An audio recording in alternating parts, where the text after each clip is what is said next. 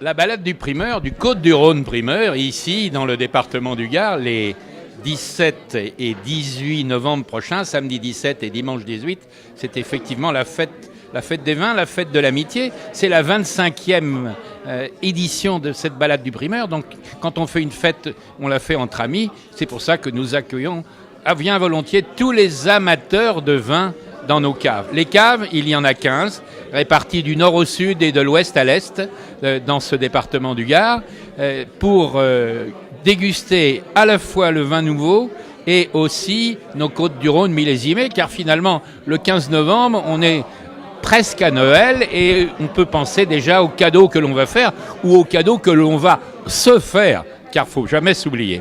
Alors, 25 ans déjà, bien sûr. Le Côtes-du-Rhône primeur, le Côte AOC Côtes-du-Rhône primeur, c'est la première expression du millésime 2018. Et c'est quand même déjà très important d'avoir une idée sur le jus, comme nous disons dans notre jargon, de ce qu'a été cette année un peu difficile au printemps, très humide, un peu chaude cet été et surtout un peu sèche.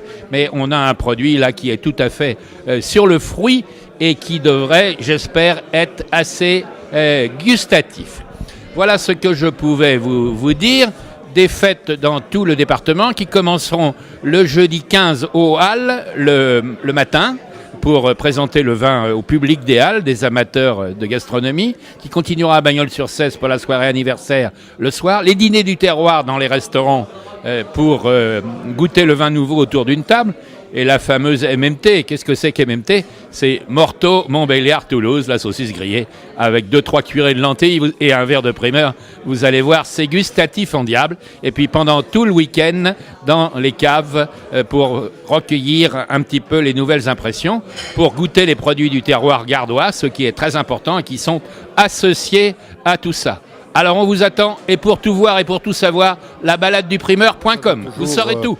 Droit à une fête, parce que c'est tout d'abord la sortie d'un nouveau millésime, c'est la sortie toujours d'une année nouvelle, donc on pourrait souhaiter la bonne année à ce niveau-là, et les Côtes-du-Rhône rive droite que nous avons honoré aujourd'hui, c'est qui rassemble les vignerons de la Côte-du-Rhône gardoise, dans du département du Gard.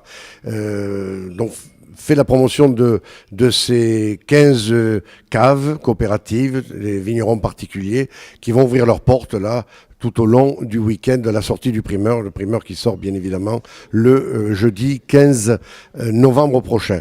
Et le primeur, on le boit avec quoi? Eh bien, tout simplement, on le boit avec des plats qui lui conviennent très bien, ce que j'appelle moi les plats canailles, que ce soit le pied de cochon, des charcuteries, le saucisson, des terrines, l'andouillette, nous avons aussi la tête de veau, que cette année je propose en carpaccio.